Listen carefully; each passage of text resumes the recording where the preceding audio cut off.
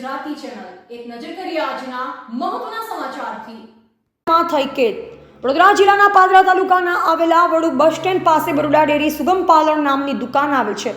આજ દુકાન માલિક દુકાને ખુલ્લી મૂકી બાજુની દુકાને આરો પ્લાન્ટ જોવા ગયા। જે સમયે તેમની દુકાને અજાણી વ્યક્તિ તેમની દુકાનમાં ઘૂસી દુકાનના ગલ્લામાંથી પૈસા ચોરી કરતા નજરે પડેલા વેપારીએ સીસીટીવી ફૂટેજ ચેક કરતા આ વ્યક્તિ પાદરાના ભોજ ગામના વાળંદ જસોદા નરસિંહ નાય છે। જે ફૂટેજ ચેક કરતા જણાઈ આવ્યું હતું।